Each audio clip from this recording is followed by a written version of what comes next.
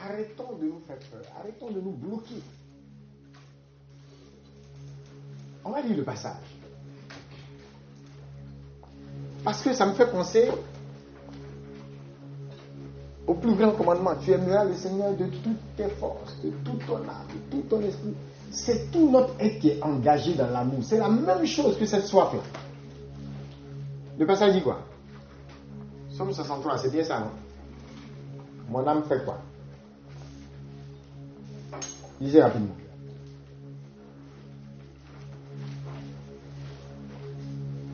Oh Dieu, tu es mon Dieu, je te cherche. Mon âme a soif de toi. Mon corps soupire après toi dans une terre aride, desséchée sans eau. Mon âme soupire après toi.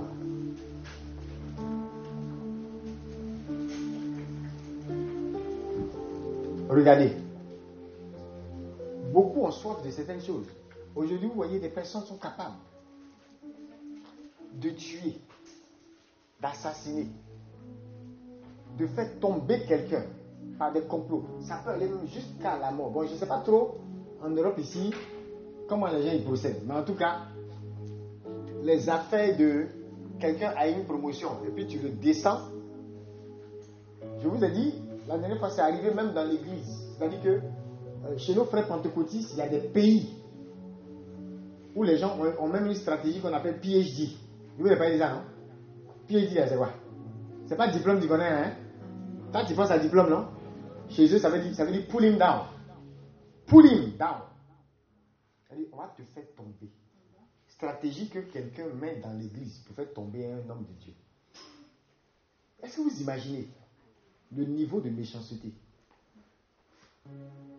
Un pasteur et sa famille, je crois qu'il y a 1 an, le truc était sur les réseaux, il a été mitraillé par 7 tireurs d'élite. C'est-à-dire, ils ont mitraillé son véhicule avec sa famille dedans. Et le seul qui est mort, les tireurs d'élite, ils n'ont pas eu.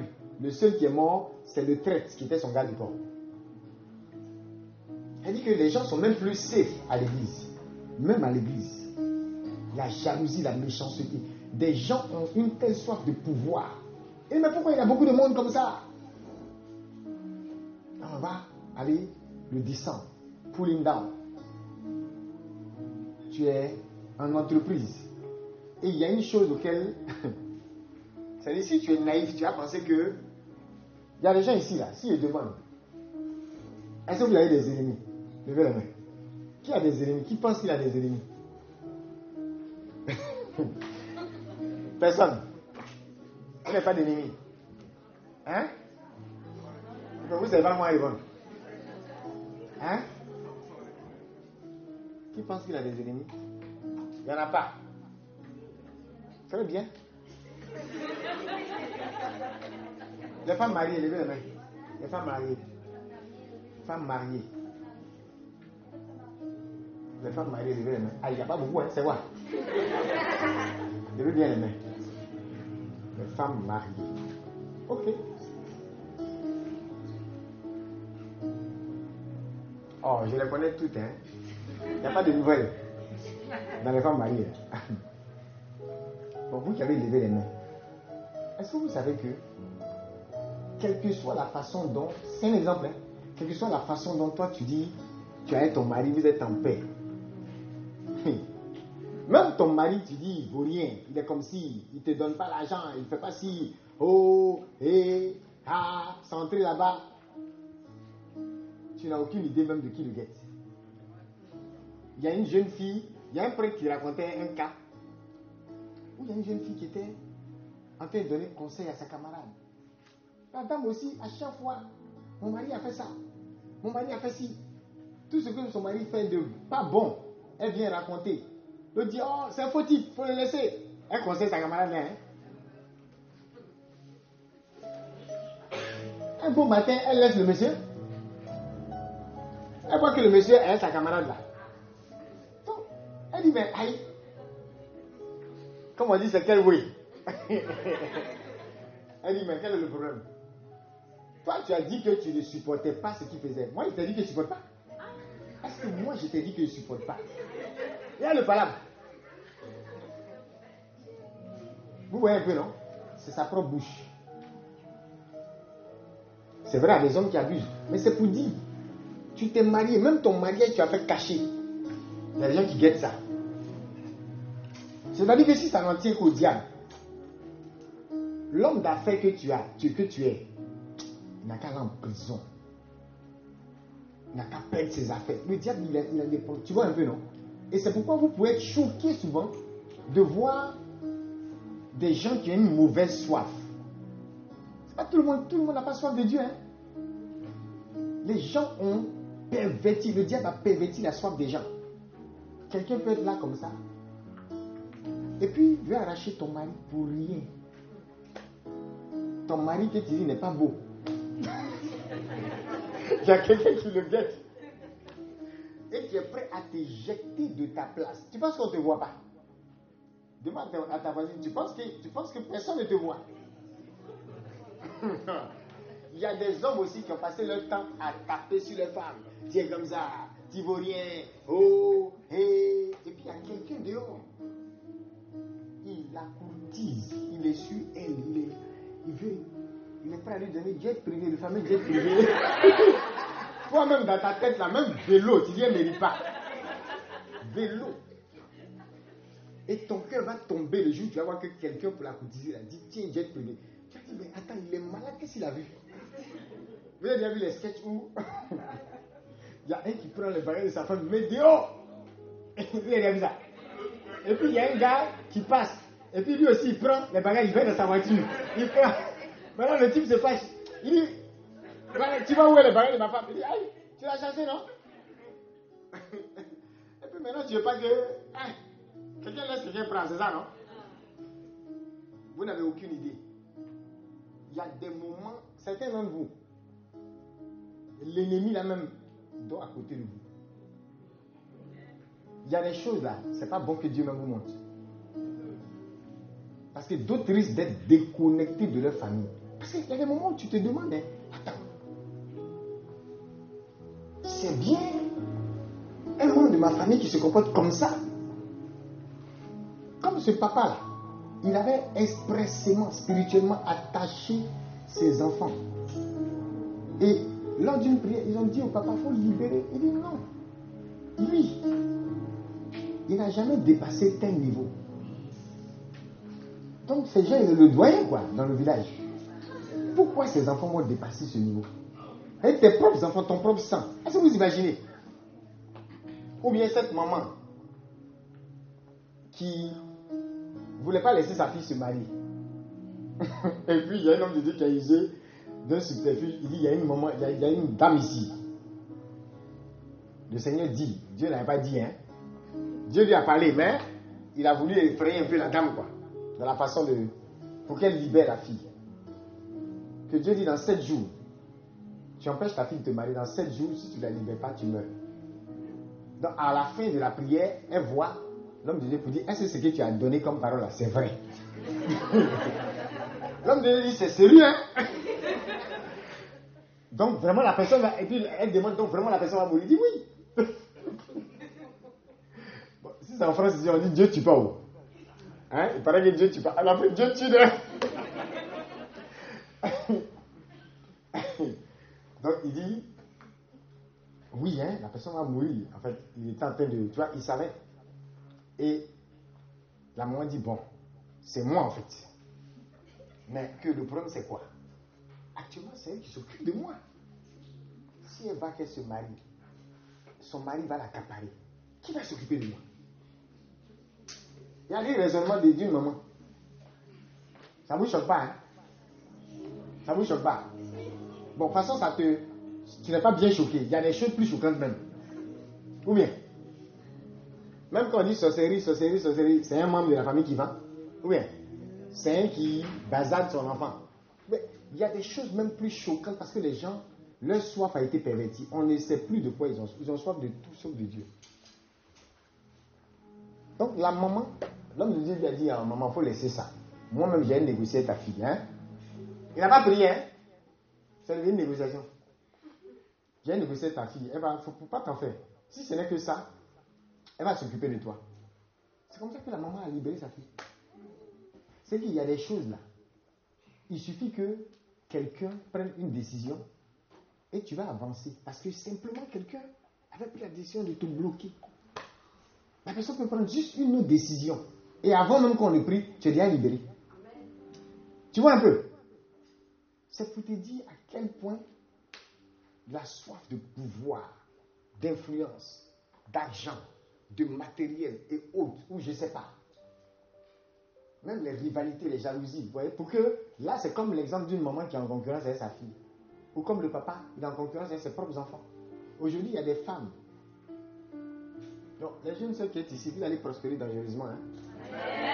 Donc, on prie pour que vous n'ayez pas des maris insécurisés. Parce qu'il y a des hommes qui ne supportent pas. Il y a un sketch, là, ils ont traduit une histoire vraie comme ça.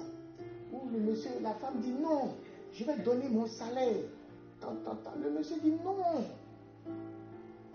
Tu ne sais pas, c'est moi le chef de la famille. Il faut prendre le petit boulot d'enseignant là, où tu gagnes 100 000 quoi là, non. Il faut que tu peux pas gagner plus d'1 million. Non, c'est moi le chef de la famille. Elle dit mais non. J'ai prié pour cette opportunité. Si tu veux même salaire, je ne vais pas toucher, je vais te donner.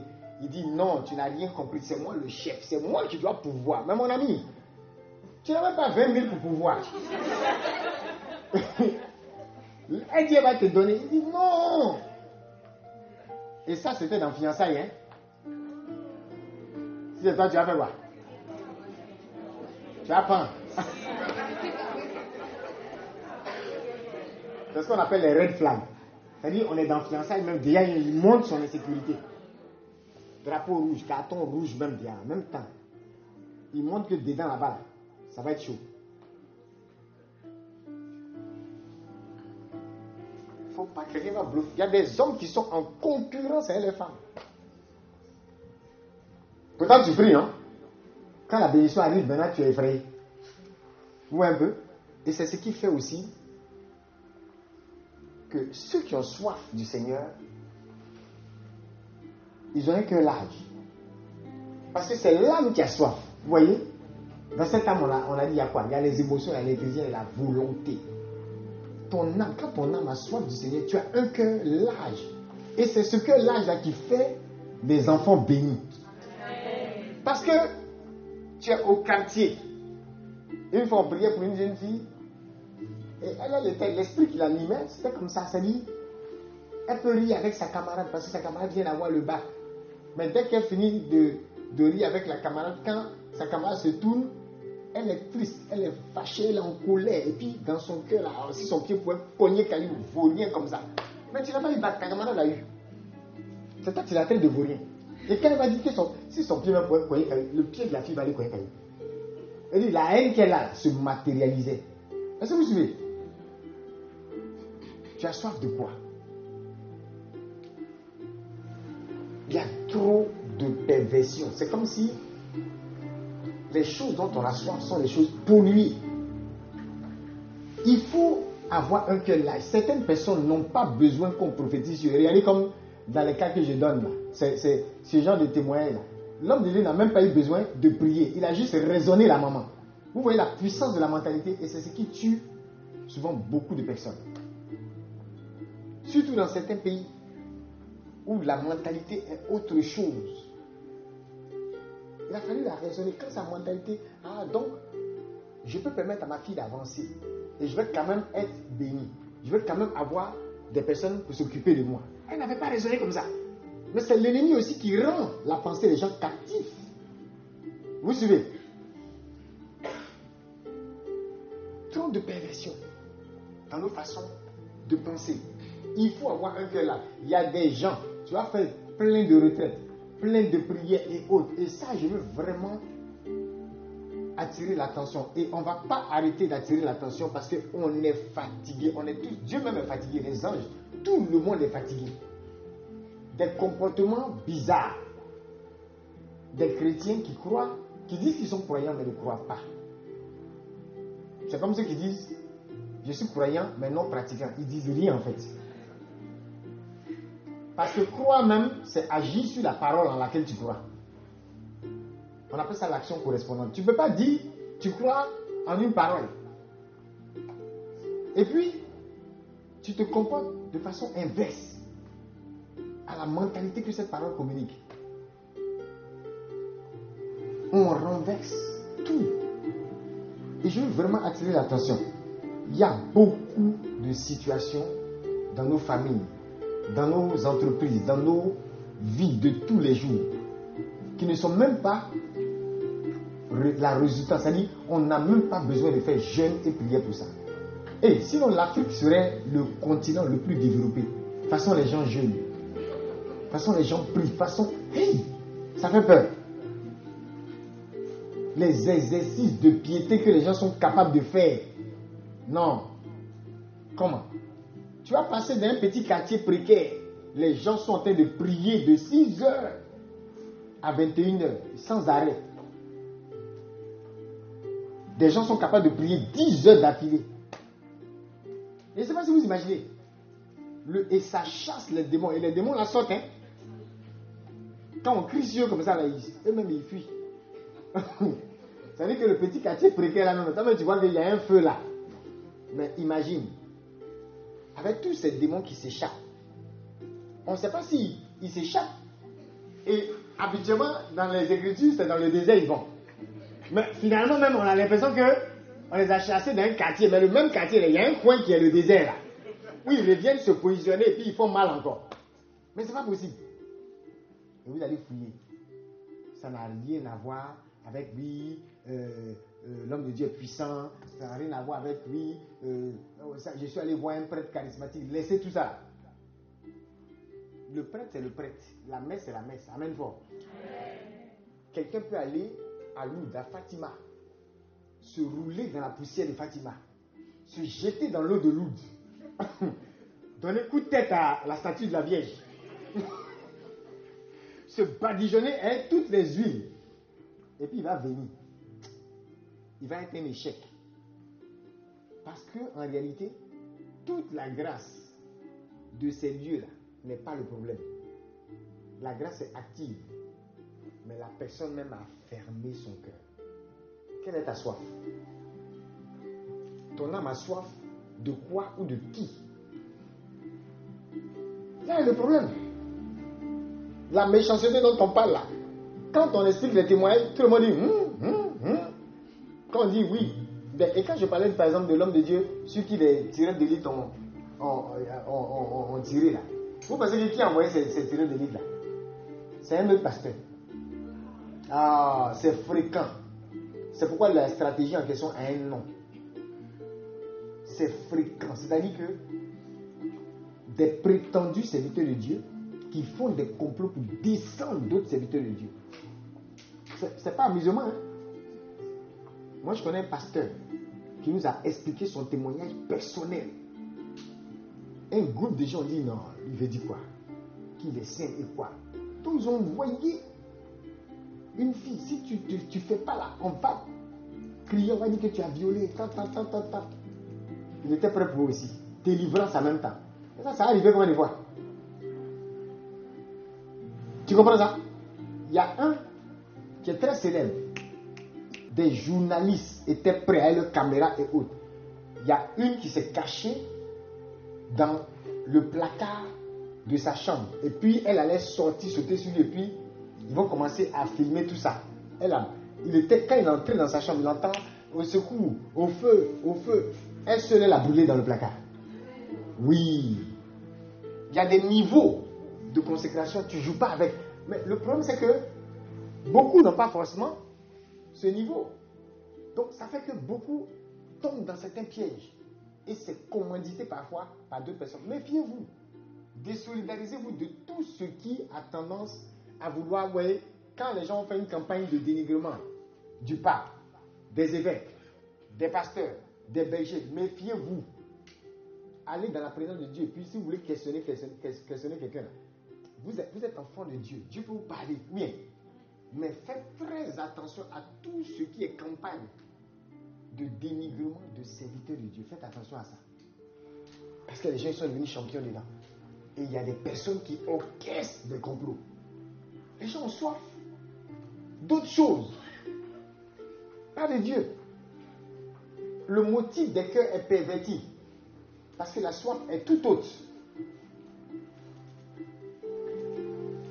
Et quand le motif n'est pas bon, c'est là où tu as l'impression que l'autre est en concurrence. Je ne sais pas si vous suivez. Nous, en entreprise, on formait avec excellence nos assistants. On ne dit pas non, on est dans une multinationale, mais il peut prendre ma place. Non. Qui veut réellement que Dieu le bénisse? Amen. Qui veut réellement que Dieu l'élève? L'élévation, là, son secret, là, c'est ce cœur large. C'est pourquoi vous allez voir qu'à chaque fois qu'on parle d'élévation véritable, il y a la puissance d'amour derrière. Parce que sans cette puissance d'amour, ta soif sera faussée. Et le motif de ton cœur sera faussé. C'est-à-dire que quelqu'un peut aujourd'hui, j'ai bien apprécié une jeune fille, une fois on faisait une causerie justement, sur l'exhortation du pape à Moïse Laetitia, et puis bon, elle racontait son histoire, elle a été servante, elle expliquait comment, chez elle, une fois, une nuit, ils lui ont donné un coup pendant qu'elle dormait. Vous imaginez, quelque chose qui peut même te tuer. Elle a été bastonnée par son frère et son père. Il y a des gens, quand tu les vois, même souvent vous voyez ça sur les réseaux, hein, des gens peuvent, comme on dit, botter, taper un enfant de 4 ans, 5 ans, on dirait qu'ils sont en train de frapper un égal. Des choses folles. Mais cette jeune fille, quand elle a commencé à travailler, même pas un travail extraordinaire, un travail de servante, elle a pris une partie de son salaire, elle a payé un panier, payé des choses, elle est donnée à son papa. Le papa m'a été confondu. Elle n'a même pas gardé de rancune et tout ça. Vous voyez? Elle dit, ah, je comprends pourquoi tu as croisé les chemins des gens que tu as croisés. Et souvent, je dis ça, par exemple, à certaines personnes qu'on aide, par exemple, dans le cadre de nos fondations, des actions sociales. Je dis, mais c'est pour ça qu'il ne faut pas s'apitoyer sur son sort. Souvent, vous ne savez même pas. Voilà des personnes qui sont en train de vous aider et qui ne vous connaissent ni d'Adam ni d'Ève. Vous voyez que Dieu, depuis le départ, ne vous avait jamais abandonné. Aujourd'hui, tu vois qu'il y a des personnes qui ont été aidées dans le cadre de cette vision-là. Et ces personnes, aujourd'hui, travaillent. Ouais, ça l'est normal. Et s'en sortent. Je me rappelle une année, on partait faire des dons dans une famille. La famille même avait peur. C'était à la période de la crise post-électorale. Ils avaient même peur de recevoir les dons. Parce qu'ils disent que même leur famille les ont abandonnés. Est-ce que ce n'est pas le gouvernement qui nous envoie pour les espionner? C'est-à-dire que les gens, parfois, sont à un stade où ils se méfient même de la bonté parce qu'on ne sait plus discerner, en fait. Vous imaginez? Donc, imaginez ce que Dieu fera avec vous. Imaginez ce que Dieu fera avec vous. Amen.